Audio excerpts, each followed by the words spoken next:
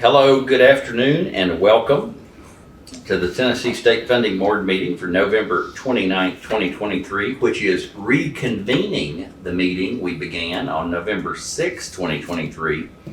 As we begin today, I'll call the meeting to order and establish that there is a physical quorum of the members present today. And in keeping with Public Chapter 300, I will ask Sandy, have we had any requests for any public comment today? No, sir, there were no requests for public comment. Very good. Thank you. Members, I will say, I made myself a note to say this at the beginning and say it at the end. You all know who are members here, you were provided this nice black notebook this year with all of the funding board presentations and data in it. We'll ask at the end of the meeting today, if you have it with you, that you leave this notebook with the funding board staff for use again in the future. If you'd like to keep any of the presentations in the book, you're certainly welcome to take them with you. But if you have the book with you, if you'll leave it with funding board staff, would appreciate it. If you don't have it with you, you can bring it another time if you don't mind. Again, reconvening the meeting from November 6, 2023. Our staff has had an opportunity to meet between then and now and confer with each principal, and it is time to consider and approve recommendations of state revenue projections. And on behalf of the collective staff, David Thurman, Director of Budget, you're going to present and you're recognized. Thank you, Chairman, members of the committee. Lean into that microphone, David. Thank you. Can you hear me? Yes. Thank you. So as you said, staff has met last week and a half to kind of understand the presentations that were given to us and offer the following recommendation to you. For FY24, a revised tax growth range for total taxes of negative 0.69% as a low and negative 1.19% as a high for total taxes. General fund for FY24, we recommend a range of negative 0.5% as a low and 0% as a high. For FY25, we recommend for total taxes a range of 0.13% to 1.13% for total taxes. And for general fund, we recommend a growth range of negative 0.5% as a low and 0.5% as a high. Thank you very much. Any further insight into your staff discussion as you talked about the ranges recommended here? Yes, I think, you know, I think one thing that is very striking, it's very unusual for forecasters, the economists, to think about this as a negative growth period. And so we took that to heart. We know that franchise and excise is a challenge right now. I think what we felt like, again, we've had a lot of growth, I think, as pointed out by Dr. Bruce in the last few years. And it appears, what we heard, that we're starting to kind of reset, normalize our growth rates. And so even though we've had large growth rates in the past, I think this range seems to reflect still a bit higher than overall for that body of growth, but it is a little bit, obviously a lot less than what we've seen in the past. I think everybody recognizes the last 2 or 3 years have been extraordinary. And this is maybe part of a resetting that's occurring. We also heard about for franchise the value of money and that a lot of refunding is occurring because of that. They're no longer possibly letting those dollars carry forward, which is impacting a lot of what we're seeing on the franchise tax. It's certainly one of those hard things to forecast. We hear that year after year, for sure. Thank you very much. Members, for the purpose of discussion and further questions, I'll make a motion we accept the ranges as presented. Do we have a second? Second. We have a properly seconded. one thing that occurs to me, I think the Tennessee economy is very strong. We've seen extraordinary population growth in the last year, more than 83,000 people. We've had record low unemployment, just recognized in the past few months. And we know that Tennessee was one of the most positive performing states coming out of the pandemic of any state in the nation. And hearkening back to Dr. Bruce's comments during our meeting a couple weeks ago, and looking at these ranges as I had an opportunity before the meeting, it occurs to me that even with what we're talking about, that's still as much as 40%, the collections are still as much as 40% more than they were pre-pandemic, which is remarkable. But as you said, I agree that we're in a posture where we are returning to normal, I think you said, or resetting in a way. And I think that is important, and I think it is prudent that we have these solid conservative estimates to help us do that. I will commend absolutely Governor Lee, Commissioner Bryson, you, David, and particularly the members of the General Assembly, all of us for seeing this coming in a way, for utilizing recurring dollars for non-recurring expenses as we've done over the past few years. All of this together helps us be ready and at the forefront of preparedness for what we're dealing with right now. And I think that needs to be recognized. We're a triple A state for a reason. We manage our finances prudently, conservatively, and always are looking down the road to plan for the future. So I appreciate the work you and the staff did in coming to these recommended estimates. Members, are there any other comments or questions? If not, all those in favor of the estimates as recommended, please respond by saying aye. Aye. Any opposed, like sign? Recommendations are approved. Thank you very much. Next on the agenda today, we have consideration and approval of staff recommendations for the lottery revenue. As I said, it's always a gamble. You're recognized, David Thurman, Director of Budget, for these recommendations. Thank you. Staff recommends to you for FY24 a revised growth rate of -0.5% to 0%. For FY25, 0% to 1%, and then 1% to 2% for FY26, 27, and 28. Very good. I'll make a motion to accept these recommendations as offered. Do we have a second? I'll second. Properly seconded. Director Thurman, do you want to again expand a little bit about your staff discussions and what you base these on? Sure. So obviously the negative that we're talking about for 24, I think what we heard is a reflection of the large Powerballs that have the effect on collections in the second year. So last year there was some large Powerballs, and it affects had a surge of collections, and so what we heard is that there may be a little bit of a decline, not as great of a growth in collections because not forecasting as many large Powerballs. And then kind of coming out of that, a growth of a slower growth, but some growth. The out years, are really, I think we heard, are really hard to forecast, and so the range you see is a little bit different. So 1% to 2% to reflect that growth. We also heard some of the impact, not just from the large Powerballs, but also from sports wagering that are kind of affecting some of that. And I think until we have a better experience on those collections, we want to think about that a little conservatively. Very good. Members, what about questions or comments on the lottery projections?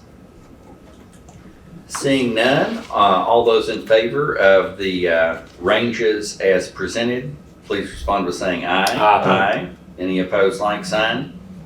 The ranges are approved. Thank you very much.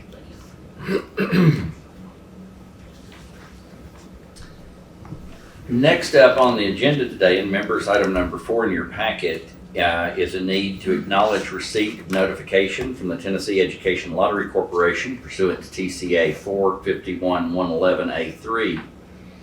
You will find in your packets a letter from the TELC notifying the board that it had determined an amount that maximizes the net lottery proceeds to the state of Tennessee Lottery for Education account is projected less than 35% of the lottery proceeds for the fiscal year 2023-2024. The amount currently projected by the TEL for the fiscal year ranges from $480 million to $488 million. I do hope you've taken note of that letter. There's no vote necessary, but unless there's any questions or discussion, we'll consider the letter acknowledged. Next up on the agenda today, item number 5 in the packet, is consideration for approval of an amendment to the financial advisor contract with PFM Financial Advisors. Sandy Thompson, I'll ask you to present. Thank you, Mr. Chair. Can you hear me all right? Yes. So in your packet, you have the final draft of the amendment to the PFM contract. As you recall, it was originally a 3-year contract and we had 2 one-year extensions. The 1-year extension expires at the end of this year. This amendment 2 will take us from January 1, 2024 through December 31st, 2024.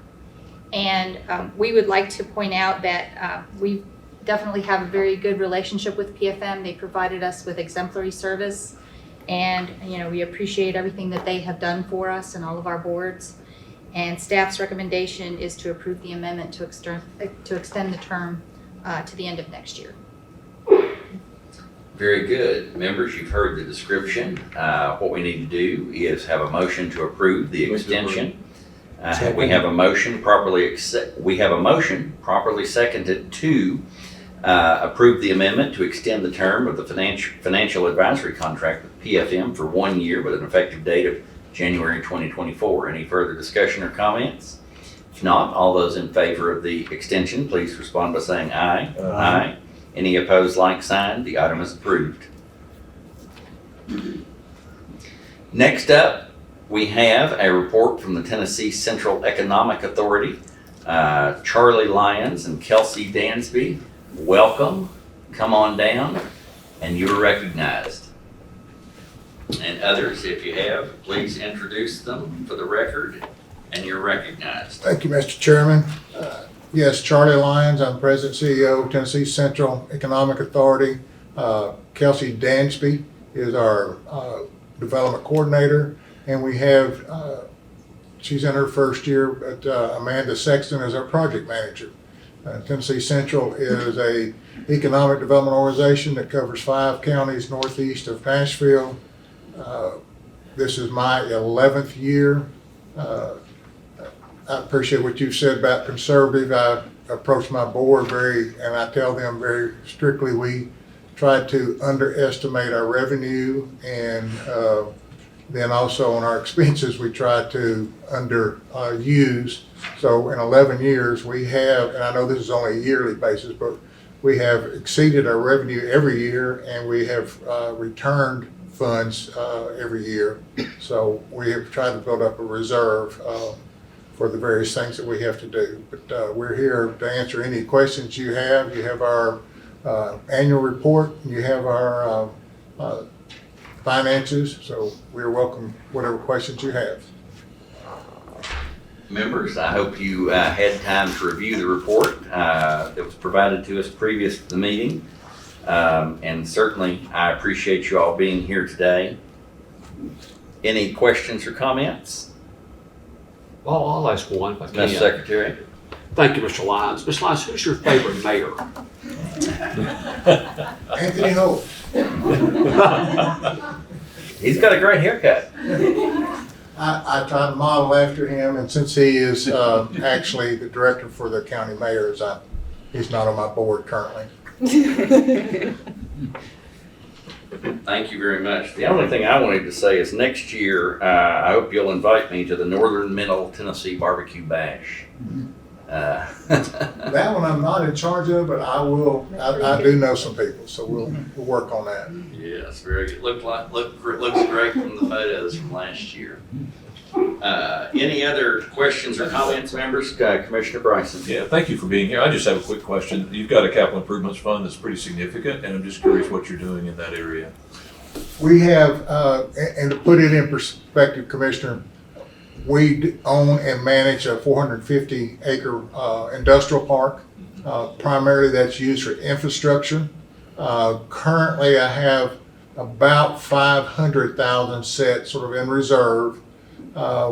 We try to seek out grants to complement. We get anywhere from 800,000 to this year we got 1 million, just slightly over. And so we try to seek out grants. We are responsible for the roads within the park, the water and sewer lines. So we literally started building a water tank 30 years ago, but we also have to maintain the park, and we've renovated some buildings that we had that are about 40-year-old metal buildings, formerly TVA. So we do run two budgets. We run a capital budget for that park, and we also do grants to each of our 5 counties. And then we have a general budget, which I call it operational, but that's the expense, salaries, rent on the office, computers, general travel. So Great, thank you. Good luck with that. thank you. You all, we've been very blessed as well. So. Right. Members, any other questions or comments?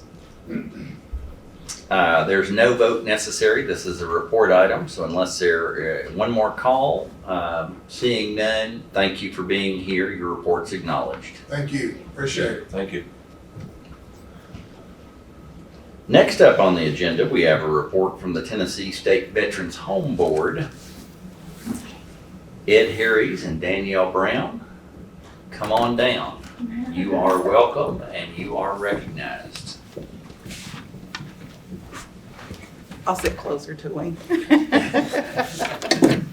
don't know if that's my name or not.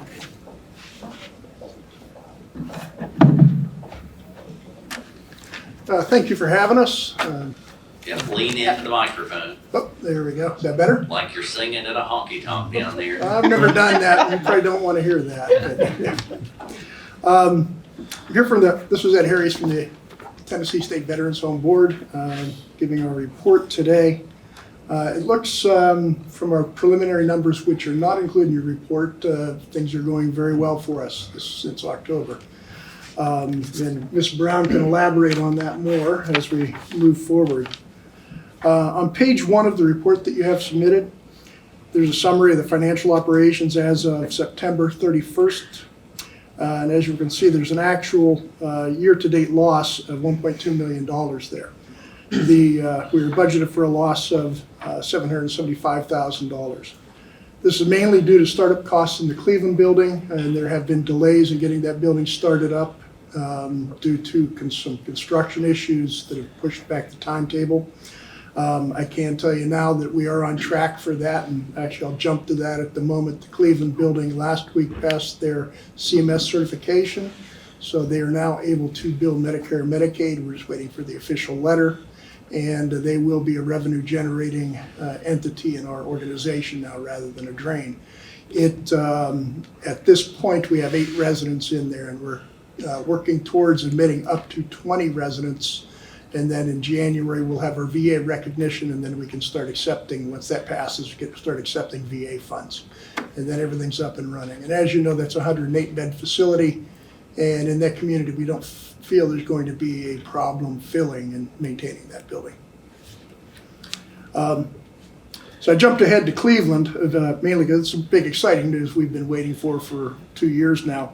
But we're finally off and running.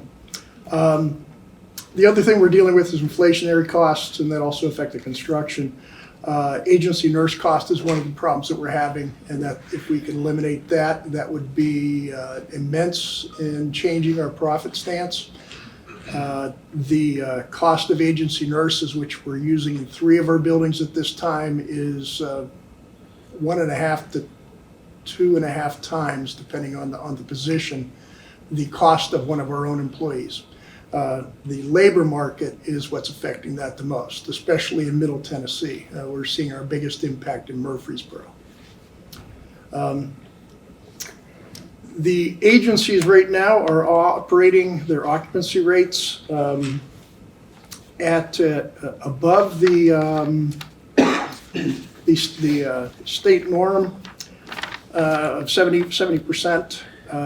Murfreesboro is currently, as of today, as of an hour ago, at 100 residents. That puts them at 71%. However, at Murfreesboro, because of the labor costs, what we did was we did a soft close, which means we just are not filling 20 beds. There's a whole unit that is just left vacant, so we don't have to staff, or we can't staff it.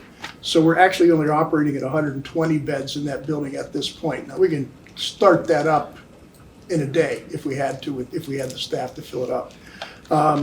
Running at them at 120 beds as their total, that puts them at 83% capacity. Humboldt is at 117, they're at 84% capacity today. Knox County and Knoxville is at 137 residents, that puts them at 98% capacity. And Clarksville is at 108, which is 100%. They have every bed full, and they have been running along that line for about the past 2 months. Not to go on this report, but down the road, we may need to be looking at expanding that building based on the waiting list and demand in the Clarksville area. Cleveland, as I went over, they've got 8 residents. That puts them at 7%, but we're only a week into having our CMS certification. Fully anticipate we'll be at that 2021 mark by January. Page 3 shows our federal construction projects.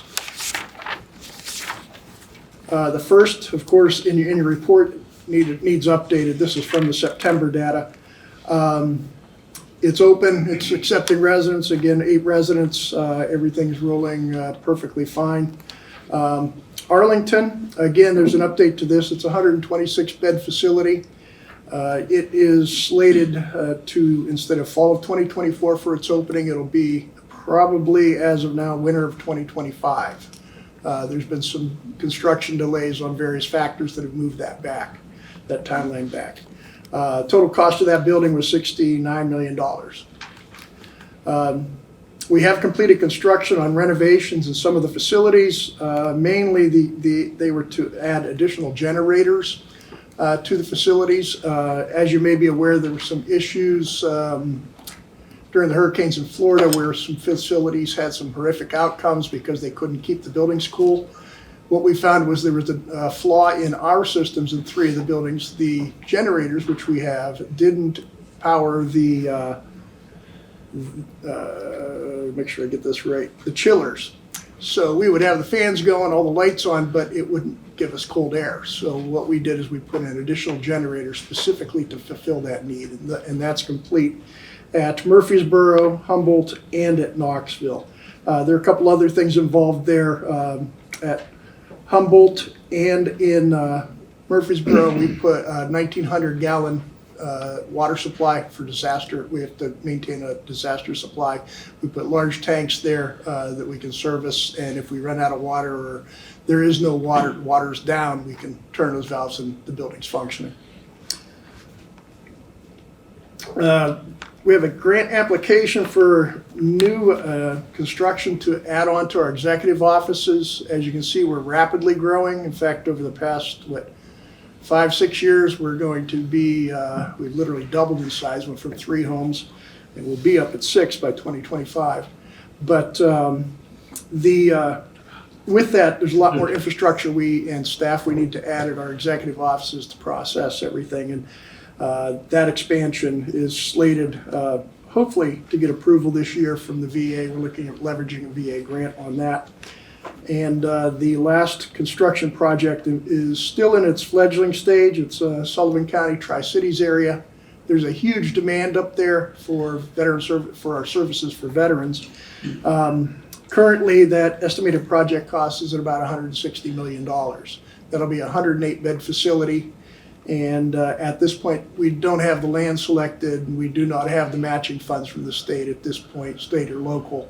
So again, it's at the very bottom stage, but it needs to stay on the radar because there's a definite need up there. State audit. Our state audit ended June 30th of 2022. That would be 2023. 2022. 22, okay. Oh, there's a time period, I'm sorry. They entered the field in January, and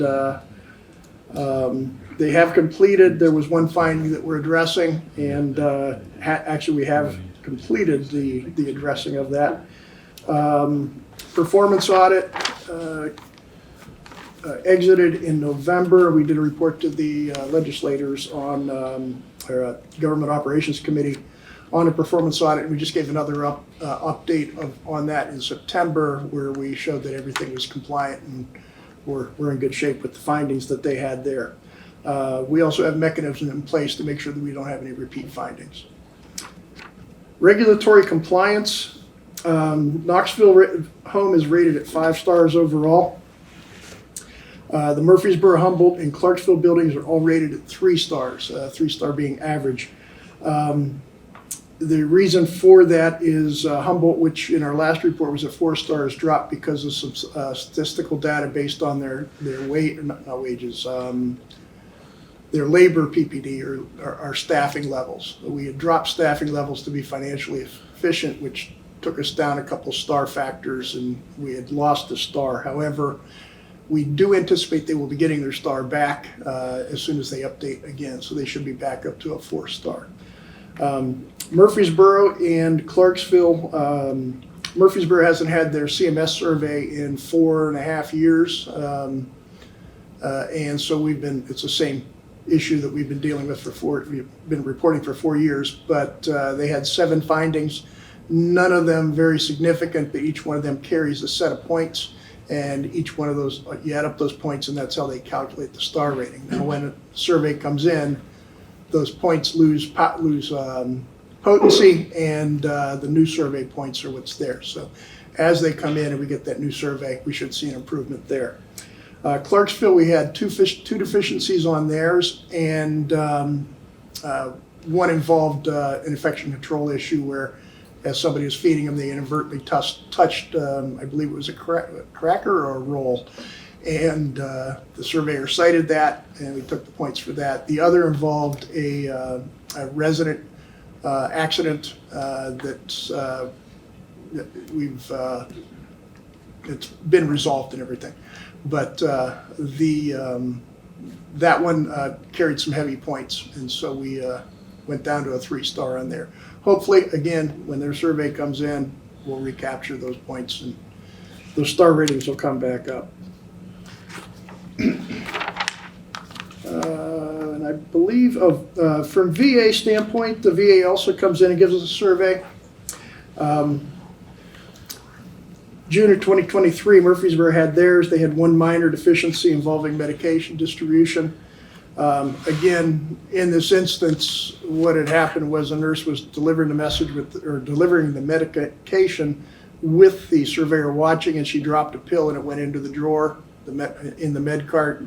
She picked it up, put it back in the souffle cup that they gathered the pills in, and at that point the surveyor cited her. But what the nurse told us after the fact was her intent was to dispose of the entire dosage, which is what she would do, but the surveyor did cite it. It's a minor cite. February 2023, Humboldt had their survey. They had 2 citations. One was a clerical error and on a chart, and the second involved an undated food item and a dented food can in the kitchen. So again, you can see the severity of these is not very, very high. March of 2023, Knoxville had 3 citations. First involved resident fall caused by an equipment failure. The second involved a missed fire drill, and the third involved not having the annual state fire marshal inspection. Within the VA system, the VA state fire marshal inspection is required as one of their components in their survey. What the surveyors failed to understand or accept was that in Tennessee, the fire marshal delegates that authority and that duty to the Department of Health. to do that as part of their survey process. But there is no letter for us to produce, and we're working with that to, so that we don't see that one again in any of our homes. Because we just don't operate that way. We don't have that function. Let's see where we're at here. Clarksville, they had 3 citations. One involved, I'm sorry, I got that one confused with the Murfreesboro one. This is the dropping the pill in the med cart. And the second involved a physician visit that we couldn't verify had been made timely. We couldn't find the documentation. We were in a time period where we were switching over medical directors, and the records couldn't be found and couldn't be produced. Third involved our call light system not having 2 distinct tones, one designated an emergency versus an ordinary call. Again, this is one that we have sent into what we call IDR, where we're contesting that one because there isn't a really strong regulation on that's a necessary issue. But again, all of those things, as you go through that list, all were minor, and it gives a good indicator of how the performance will be with the upcoming surveys as the facilities move forward. And are there any questions? Members, any comments or questions? Commissioner Bryson? Thank you very much. Thank you for this report. Very much appreciated. I do keep up with you all pretty closely. I get it. I think it's monthly at least reports, so thank you for that. The question that I have really is you had a $1.1 million loss, I believe, and you said that was, you normally have you were budgeted for a $750 million loss. The Cleveland facility appears to be coming online. It's 108 beds and only has a handful, 4 it looks like, filled now. What do you anticipate that, how do you anticipate that affecting your bottom line? Because I believe you're eating into your reserves, is that correct? Well, actually we are, and with the reserves, our operating reserves, as I do want to bring up, as part of our financials, are currently now at the level they were pre-COVID. So we used a lot of the reserves during the COVID days to get through those. Those are now back up almost exactly to the dollar, aren't they, Daniel? Yes. So on page 2 of 5, you'll see the operating reserve is $8 million. We had put $1 million in there for Cleveland. We have taken $650,000 out of there. So I will be sending the last request for the $350,000. And so those are pre-COVID numbers. So we did not take any money out of there. So we are operating out of our operating funds. Great, thank you.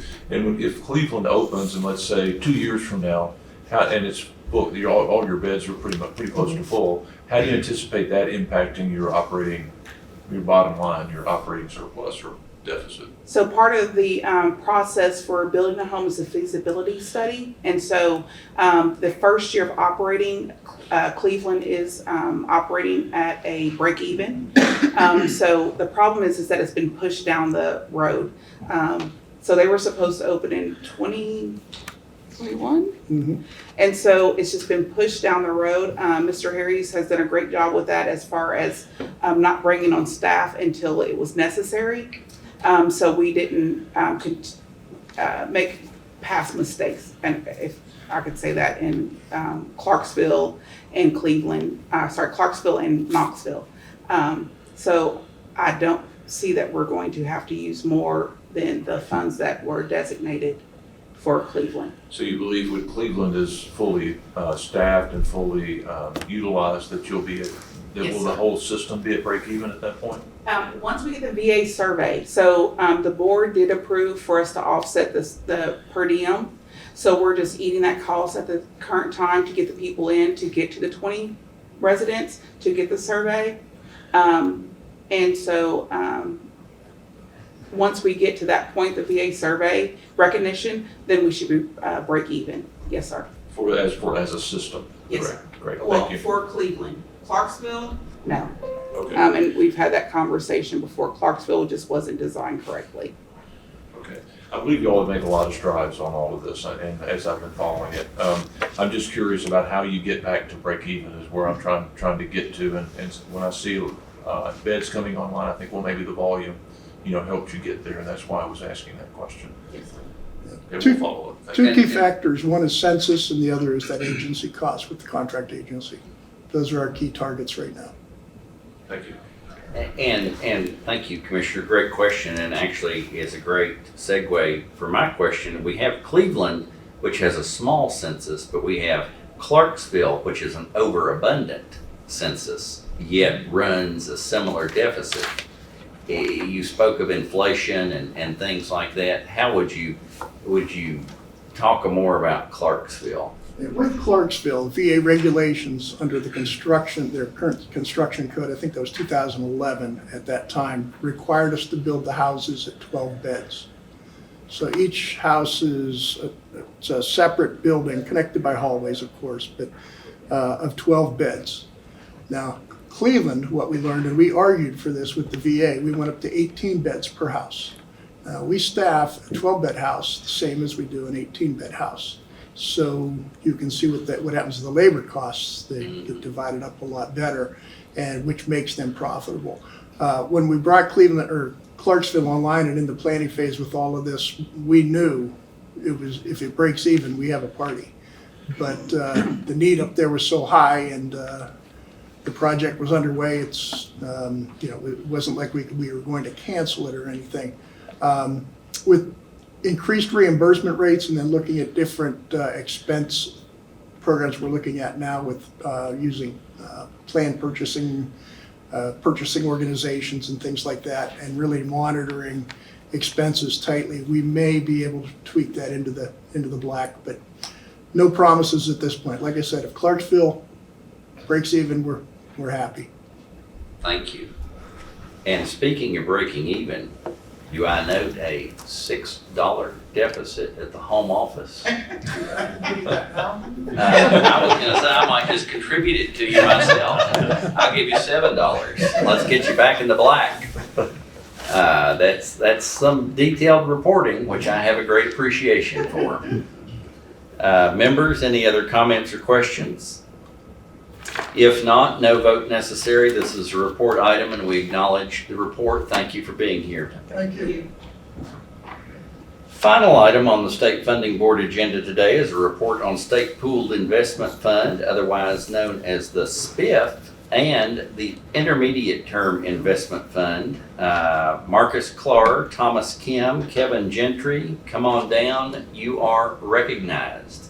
And others I see as well, Mr. Brickville. Thank you.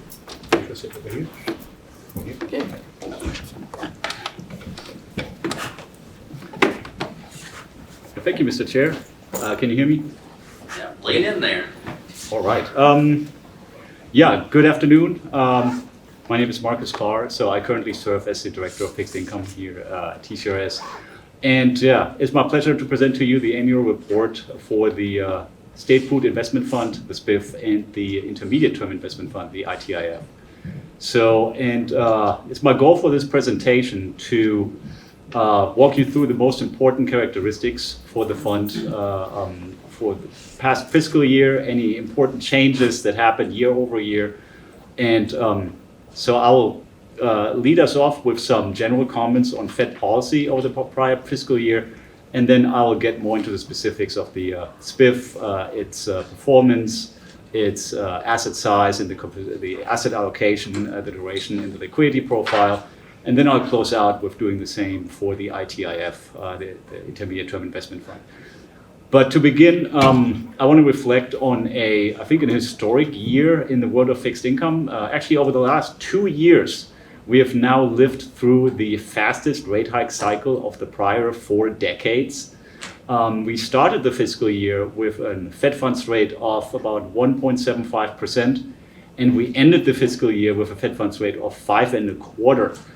And that is an increase of 350 basis points in just 1 year, and it brought us back to where we were right at the top of the hiking cycle before the great financial crisis in 2008. So it was 5.25%.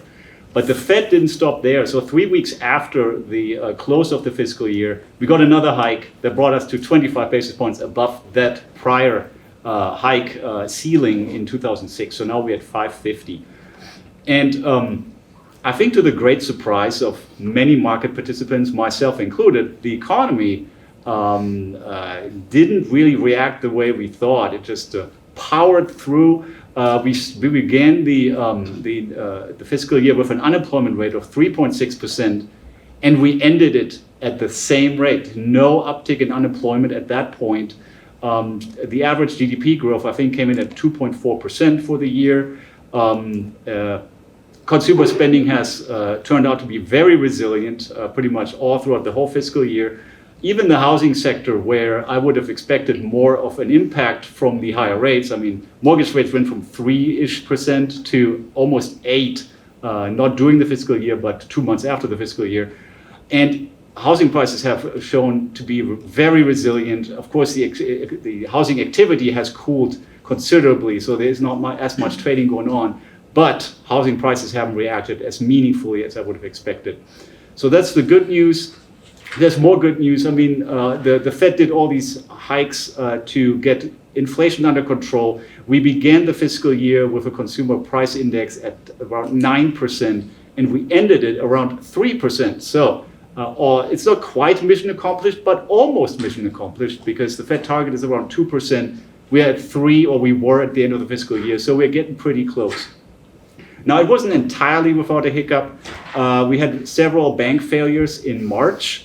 But the Fed came in pretty quickly with an emergency credit, pretty much a credit program for the banks, and pretty much put a stop to that crisis before it spiraled out of control. So where we are today, we are looking at consumer spending over the last 2 months. We're looking at consumer spending finally slowing. We hear more anecdotes from CEOs that the consumer is stepping back pretty much on all ends, on the low end and the high end. So the economy seems to be reacting now, but not during the fiscal year. So, but with all these rate hikes, I guess the question is, so how do they translate into returns for the SPIF? And you can look at the chart on page 4 of the annual report. Returns have been very good. I think after expenses, we're looking at a return of 3.74% for the SPIF. Which is 3 basis points above the benchmark, which is the 30-day T-bill. It's substantially above the returns that we had in the prior year, where we were looking at a return of 21 basis points. That was right at the beginning of the rate hike cycle. So very attractive returns. I think they were the highest that we've had in over 15 years. So another question is, with the returns being this attractive, how did the asset size of the SPIF fare during the fiscal year? In the prior 2 years, we've had substantial inflows into the SPIF, and we can stay on page 4, looking at the size of the SPIF. So the total fund had an average size of about 30.6 billion or so during the year. You can subdivide the total fund into 3 components. The general fund, the LGIP, and then the other state funds, which are restricted funds. And the general fund grew from about 20 billion in size to a little over 24 billion for a growth of 20%, a little over 20% actually. The LGIP grew from 5.9 to 6.6, which is 12% growth. And the other state funds, so the restricted funds, they grew from 3.25 billion to 4.5 billion, which is a growth of around 38%. So strong growth in all 3 components of the SPIF. And if we want to take a look at the composition, so how have all these assets been invested, we can turn to page 3 that shows you the average composition or asset allocation during the year. And the biggest change, I think, is our allocation to treasuries and agencies. So we began the year with a combined allocation to those 2 sectors of about 75%, and we ended it at 86% for a growth of 11%. And that growth came at the expense of our allocation to commercial paper. There's a couple of reasons why we dialed back our exposure to commercial paper.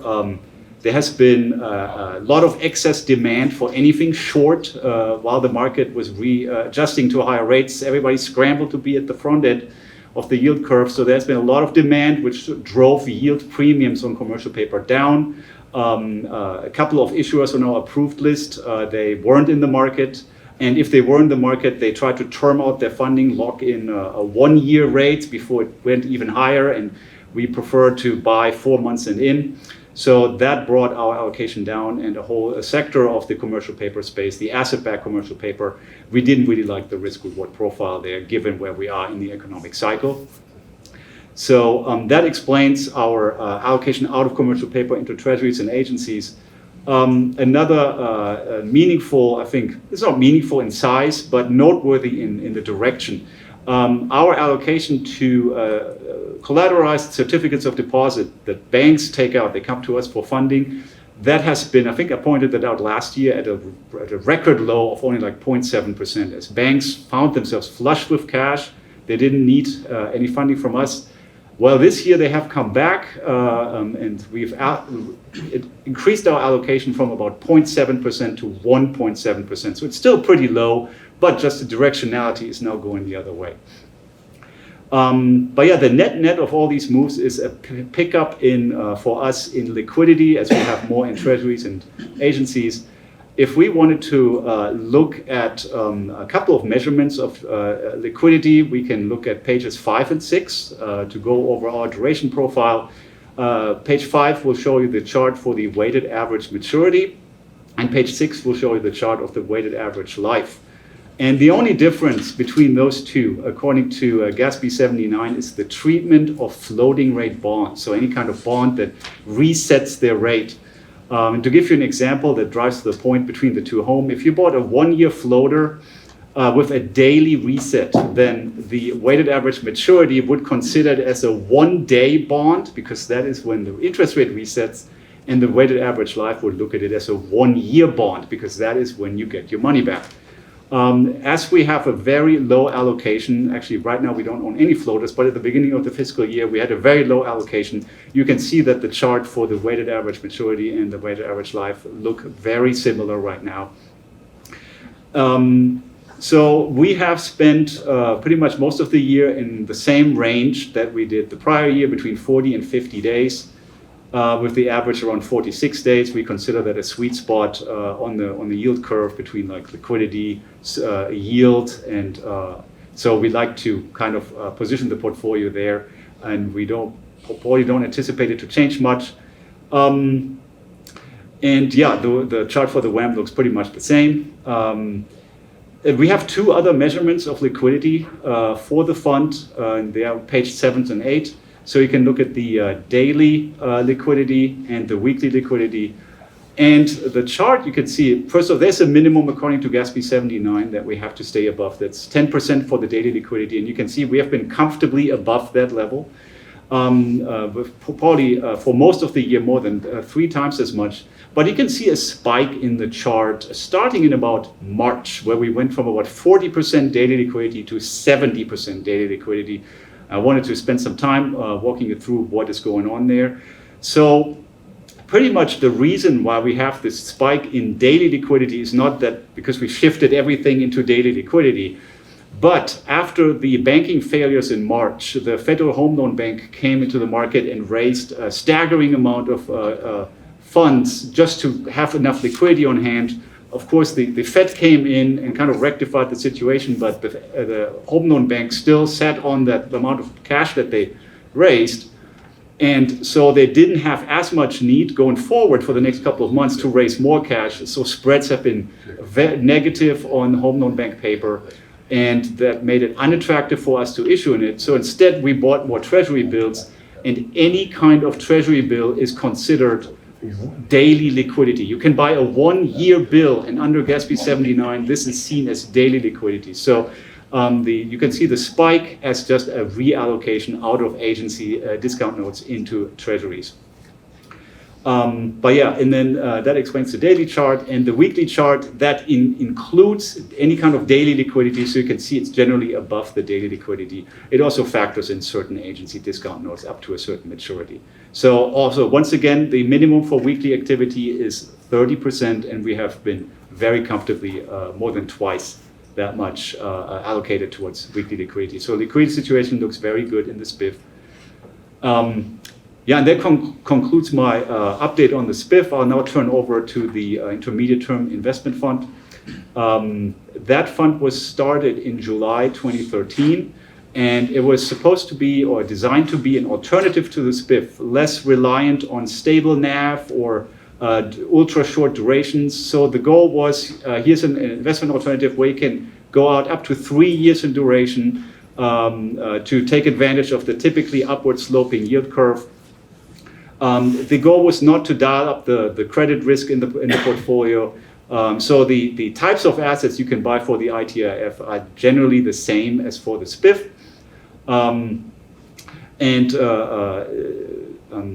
So for the year, of course, its longer duration profile made it struggle a lot more in a strongly interest rate rising environment. So we're looking at a duration, average duration of about 2.5 years in the ITIF. And the returns, we were able to achieve a return of 2 basis points in the ITIF, which is considerably less than in the SPIF due to the longer duration. But if we look at a very comparable Vanguard fund, I think it's a Vanguard short-term federal agency or federal fund, that was down about 93.5 basis points. That, if we use that fund as a benchmark, then we outperformed it by 95.5 basis points. So